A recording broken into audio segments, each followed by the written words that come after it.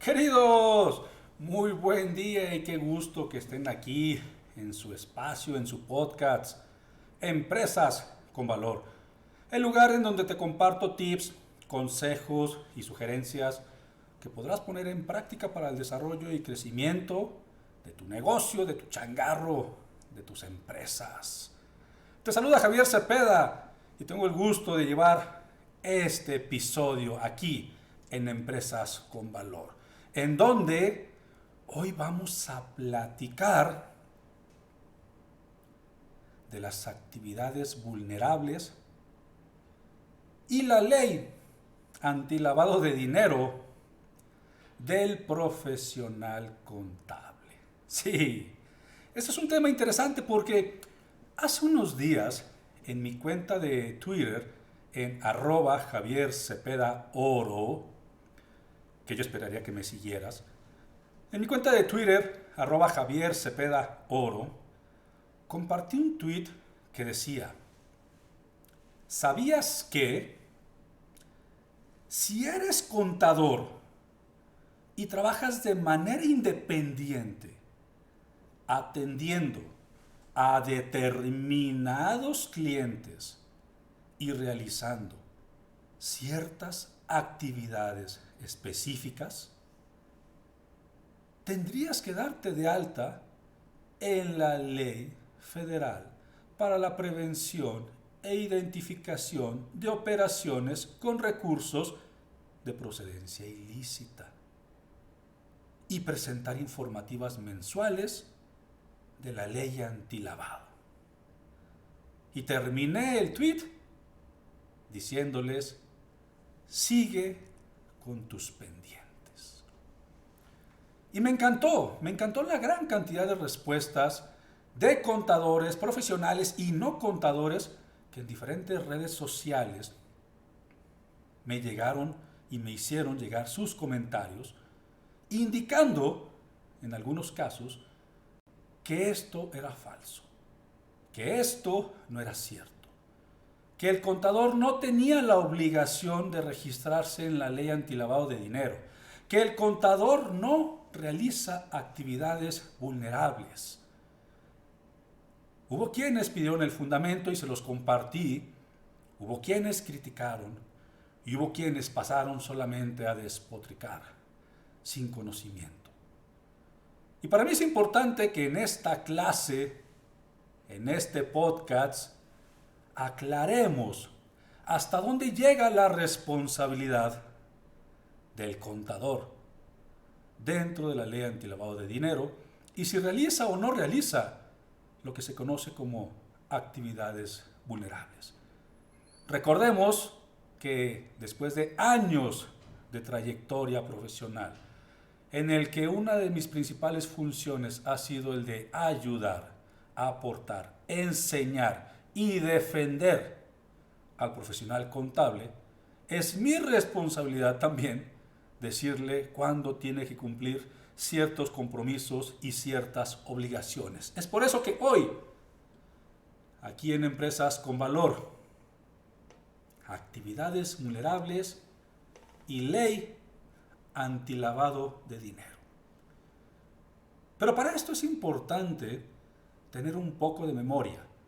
Regresemos esa memoria al mes de octubre del 2019.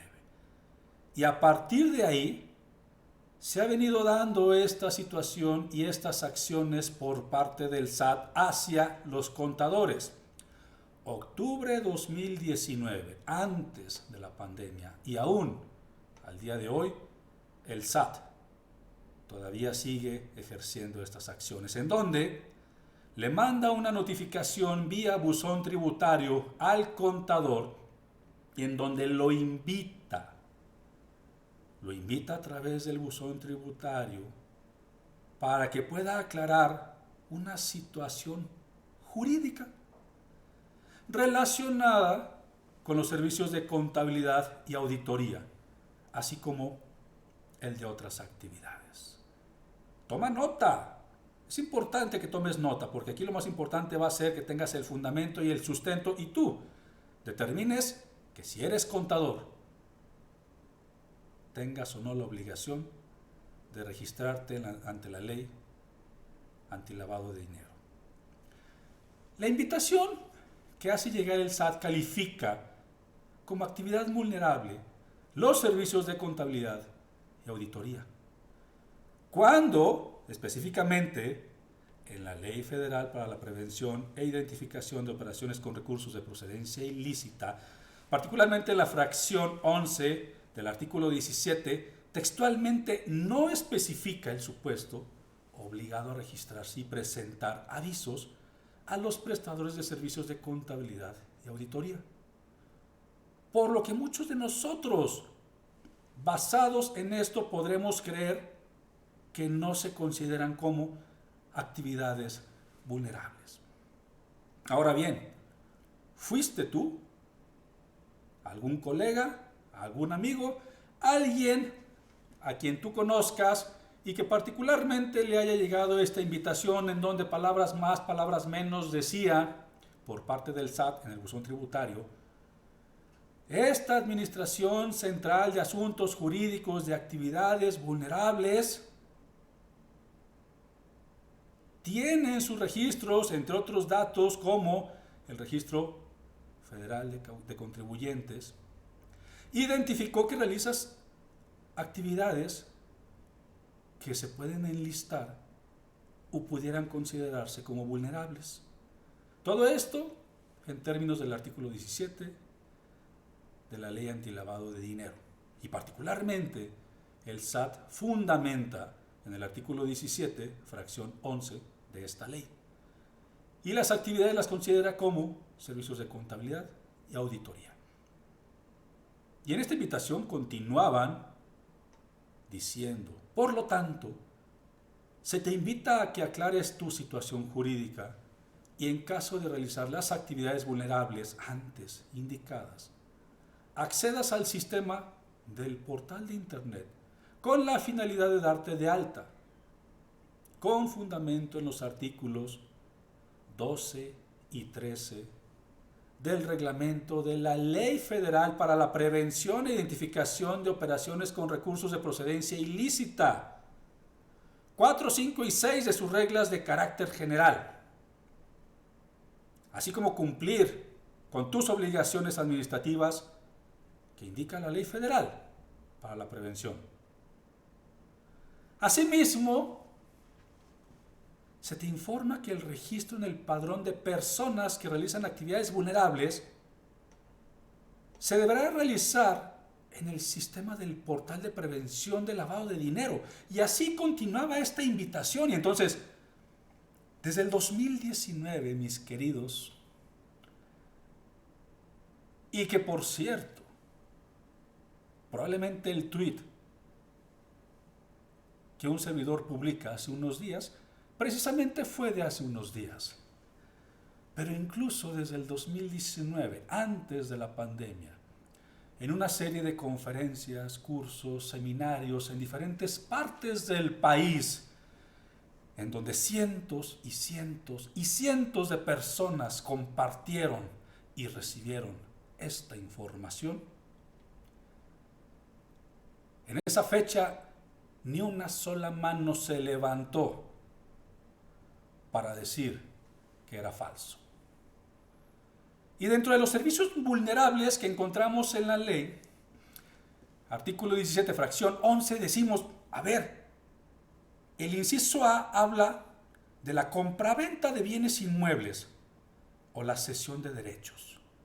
El inciso B nos indica la administración y manejo de recursos, valores o cualquier otro activo de sus clientes.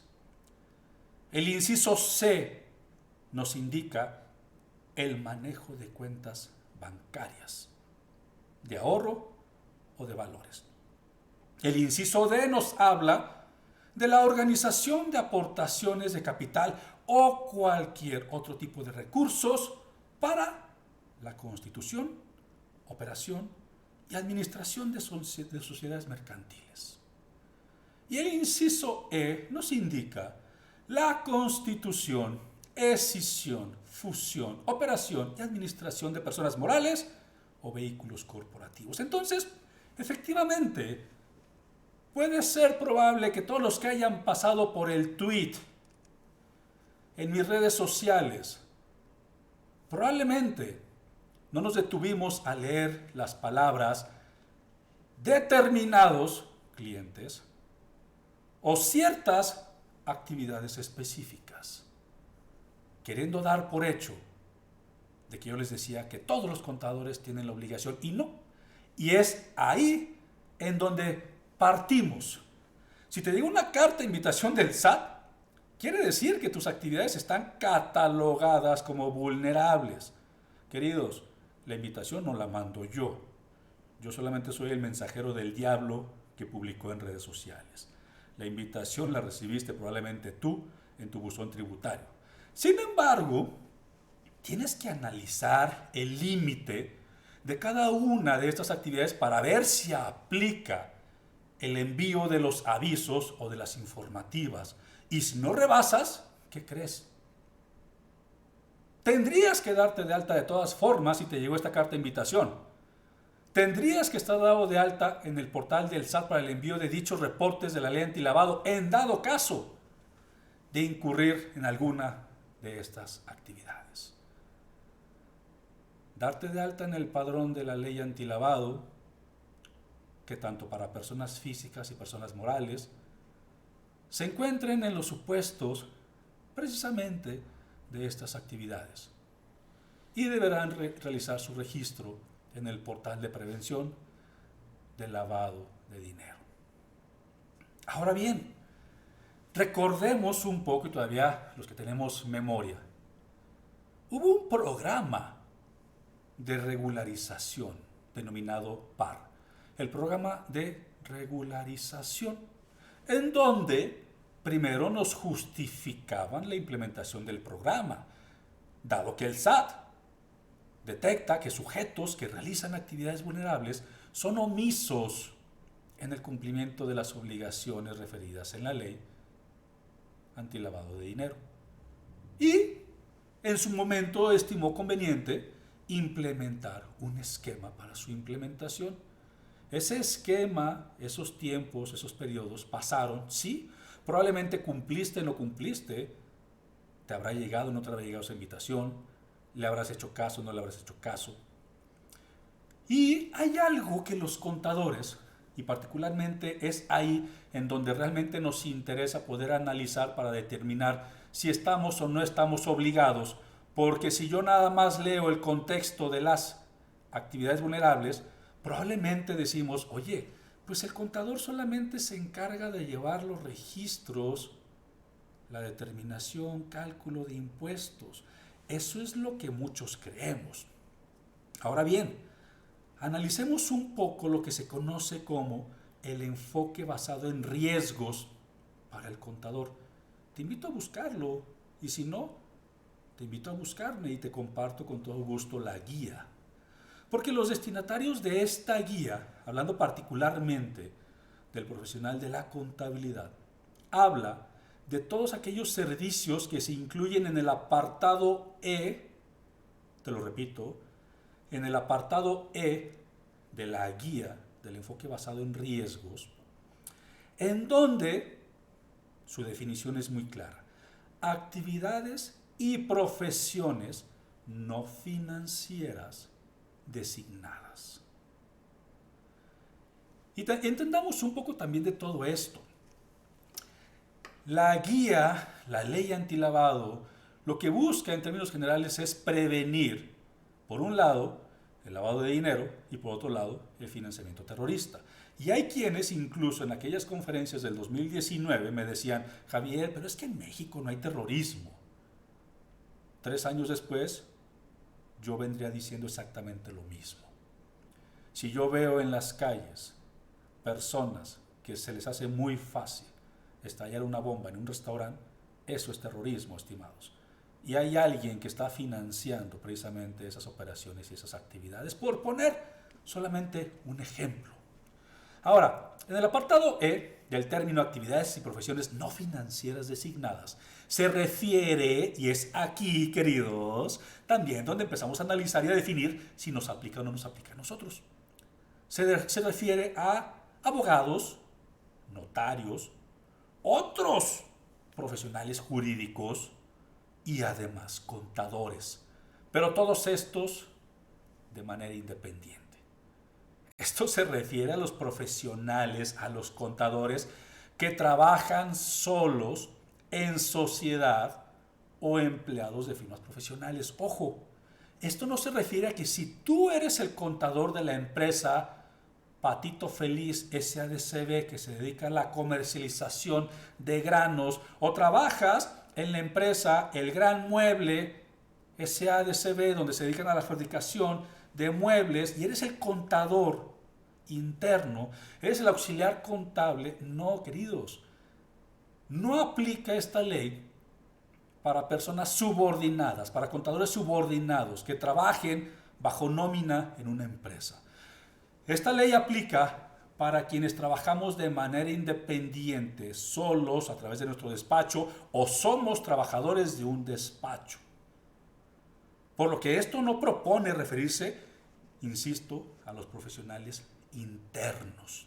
Ahora bien, si desmenuzamos un poco este término, yo te diría, más allá de lo que dice textualmente cada uno de los incisos de las actividades vulnerables, ¿cuáles son realmente las actividades que un contador realiza de manera natural con sus clientes? Y para esto, vamos a hacer una pausa y regresando, te indicaré cuáles son esas actividades que de manera natural el contador realiza para el cumplimiento de sus funciones con sus clientes. Regresamos.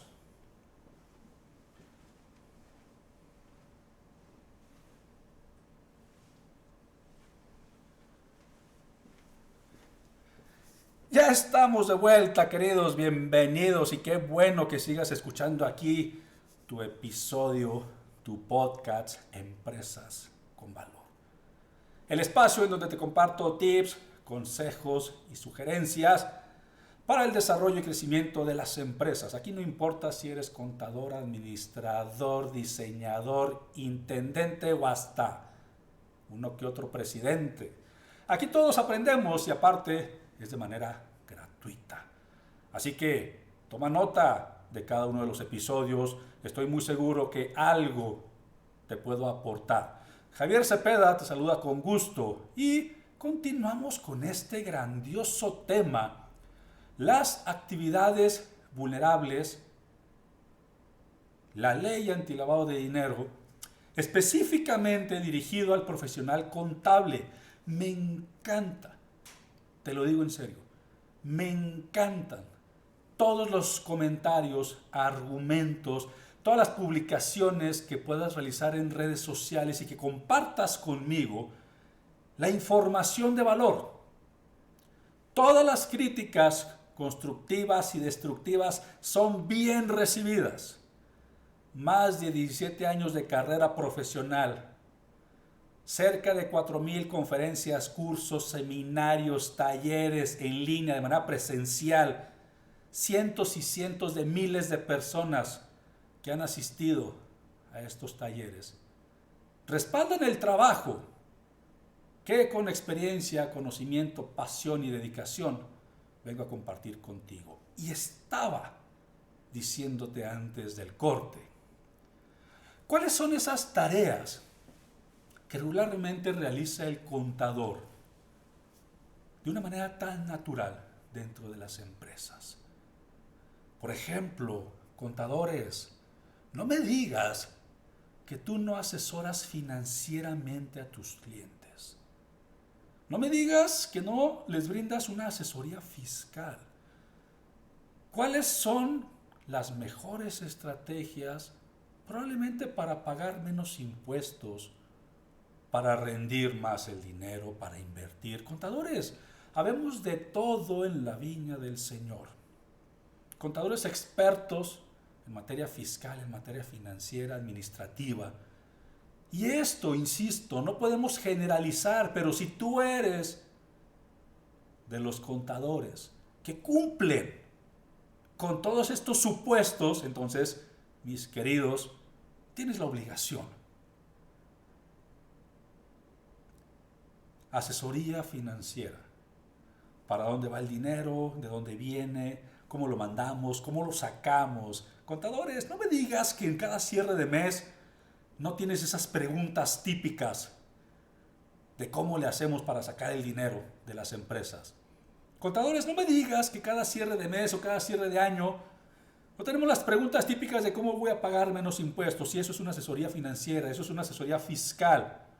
Contadores, nosotros también apoyamos a las empresas, apoyamos a los empresarios en la constitución de nuevas empresas, la recomendación de qué tipo de sociedad, qué tipo de régimen, o sea, muchas cosas. Me queda claro que mucho de todo esto debe basarse en que si yo como contador estoy prestando mi nombre o no. Pero ojo, en ningún apartado dice que estés prestando tu nombre.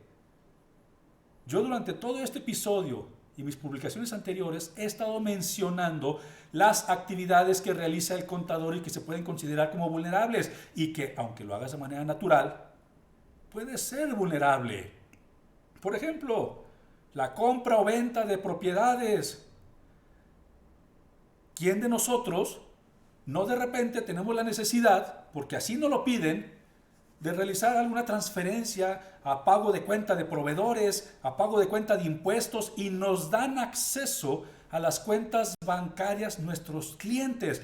Contador, el hecho de que tengas acceso a la cuenta bancaria de tu cliente te pone en una actividad vulnerable. No quiere decir que estés haciendo algo mal, pero te pone en el escenario de una actividad vulnerable.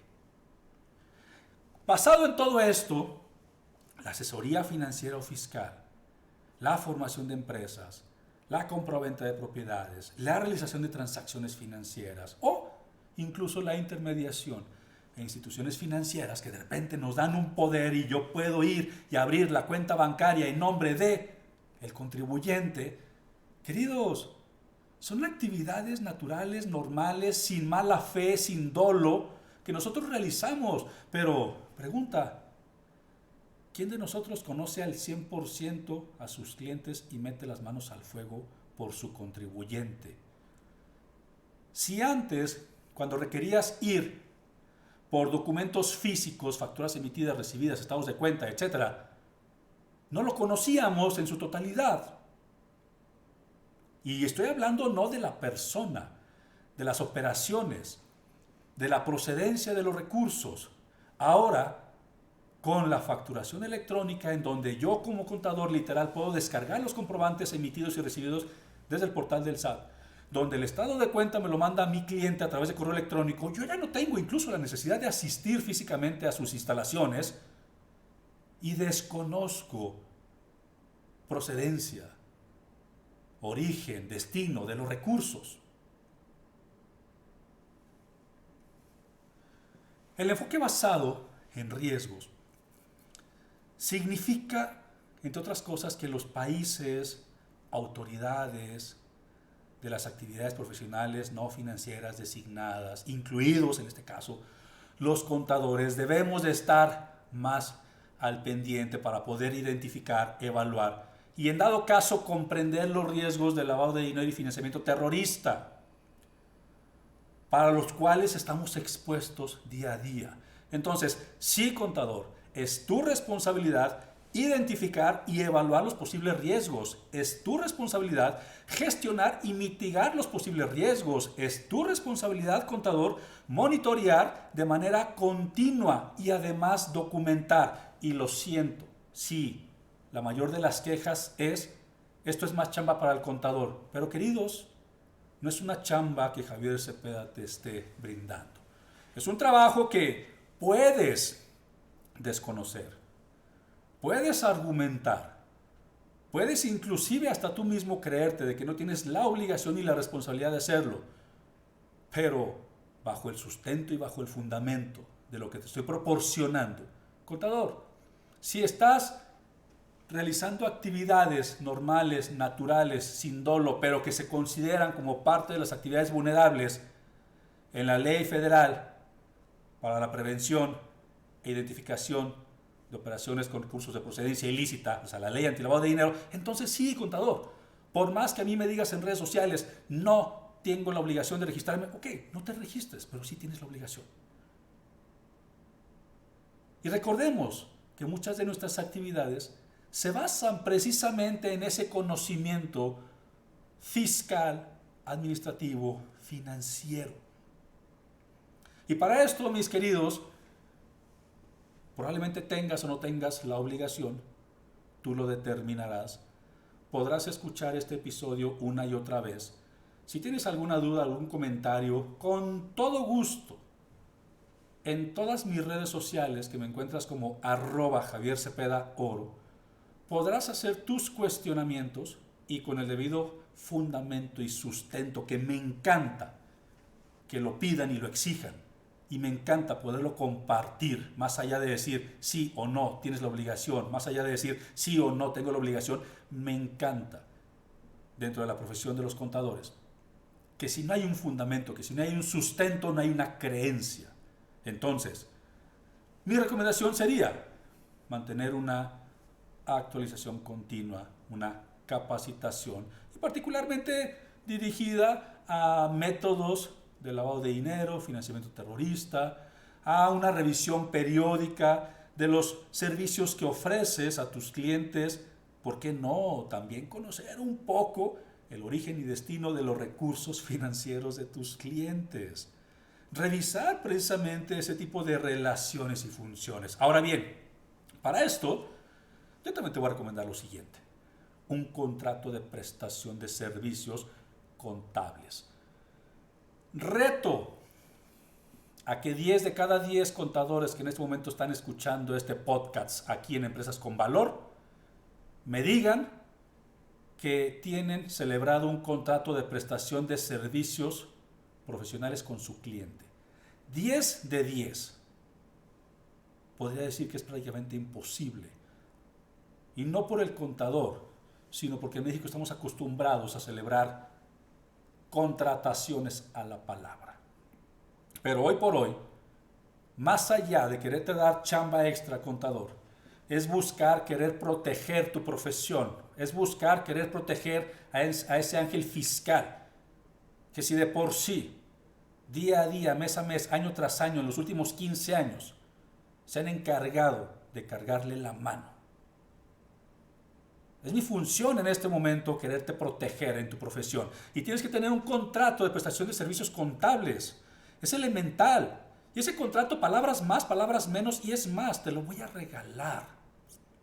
Un contrato que debidamente se apegue a la protección, no solamente a la firma de un documento entre cliente y contador.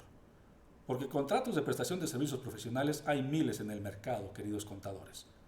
Pero un contrato que proteja y que blinde la profesión contable, solamente aquí. El prestador de servicios, a ver qué te parece, declara bajo protesta en decir verdad que los recursos, activos, derechos o bienes de cualquier naturaleza que ocupe para dar cumplimiento al objeto de este contrato no corresponden ni se asemejan al ilícito contemplado en el artículo 400 bis del Código Penal Federal. Asimismo, que está obligado a informar al cliente de operaciones con recursos de procedencia ilícita o de operaciones realizadas con empresas que facturan operaciones simuladas, EFOS, empresas que deducen operaciones simuladas, EDOS, que detecte durante el proceso de la información contable. Pero si esto no te es suficiente, imagínate que ese contrato que te voy a regalar diga lo siguiente: declara al cliente bajo protesta de decir verdad que todas las operaciones realizadas dentro de su empresa u organización, así como la totalidad de sus ingresos y erogaciones efectuadas, son de procedencia lícita. Asimismo, declara bajo protesta de decir verdad que conoce las consecuencias, sanciones y alcances que conlleva la relación jurídica o comercial con las empresas que facturan operaciones simuladas, EFOS, así también como las empresas que deducen operaciones simuladas, EDOS, en relación a la declaratoria anterior, y esto se pone más padre, la falta de información por parte del cliente acerca del conocimiento de alguna operación simulada, alguna conducta relacionada con operaciones con recursos de procedencia ilícita, previstas en la fracción cuarta del artículo tercero de la Ley Federal para la Prevención e Identificación de Operaciones con Recursos de Procedencia Ilícita, capítulo 11 del título 23 del Código Penal Federal, por parte de trabajadores, administradores, personal de confianza o el mismo contribuyente, el cliente deslindará al prestador de servicios contables de toda responsabilidad presente o futura en relación a los artículos 26, 69, 69b, 92, 93, 95, 96, 108, 109, 110, 111, 111 bis, 113, fracción tercera, 113 bis del Código Fiscal de la Federación, 400, 400 bis, 400 bis 1 del Código Penal Federal, artículo 1, fracción quinta, inciso J de la Ley Nacional de Extinción de Dominio. ¿Lo quieres? Te lo regalo. Así como todo el conocimiento, el fundamento y el sustento para que puedas determinar si estás o no estás obligado a registrarte en la ley antilavado de dinero. Qué gusto que hayas estado aquí. Comparte esta información aquí en Empresas con Valor, el lugar en donde te brindo información que podrás poner en práctica para el desarrollo y crecimiento de tus empresas. Sígueme en todas mis redes sociales como @JavierCepeda Oro. Contadores, queridos, adiós.